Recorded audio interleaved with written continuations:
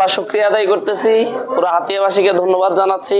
কারা আমাকে ভোট দিয়ে জয়যুক্ত করেছে সেটা বড় ব্যাপার না, আমি এখন হাতিয়ার প্রতিনিধি। হাতিয়ার মানুষ রাস্তায় নেমে এসেছে, এটা হাতিয়ার মানুষের মুক্তির লড়াই ছিল। আল্লাহ শুকরিয়া আদায় করতেছি, পুরো হাতিয়াবাসীকে ধন্যবাদ জানাচ্ছি। তারা এমন ভীতিকর পরিস্থিতিতেও কেন্দ্রে গিয়েছে, স্পেশালি নৌবাহিনী, কোস্টগার্ড এবং আমাদের সরকারি রিটার্নিং অফিসার সহ রিটার্নিং অফিসার, পুলিশ, আনসার যারা আইন শৃঙ্খলার দায়িত্বে ছিলেন তাদের সকলকে ধন্যবাদ জানাচ্ছি। সাংবাদিকদেরকেও ধন্যবাদ জানাচ্ছি। মোটামুটি গ্রহণযোগ্য একটি নির্বাচন, সুন্দর একটি নির্বাচন উপহার দেওয়ার জন্য। আরও সুন্দর নির্বাচন আশা করছিলাম, তবে যতটুকু হয়েছে আলহামদুলিল্লাহ। সারা হাতিয়ার মানুষ রাস্তায় নেমে এসেছে, এটা হাতিয়ার মানুষের মুক্তির লড়াই ছিল। হাতিয়ার মানুষ ইনশাল্লাহ মুক্তি পেতে যাচ্ছে, হাতিয়ার জন্য সুদিন আসবে ইনশাআল্লাহ। আমার এখন কারা আমাকে ভোট দিয়ে জয়যুক্ত করেছে সেটা বড় ব্যাপার না, আমি এখন হাতিয়ার প্রতিনিধি।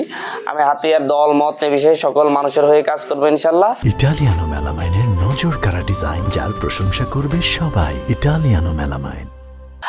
আর আমার যারা প্রতিদ্বন্দ্বী প্রার্থী ছিলেন তাদের সকলকে সাথে নিয়ে আমরা ইনশাল্লাহ নতুন হাতিয়ার বিনিময়ের ব্যাপারে কাজ করে যাব।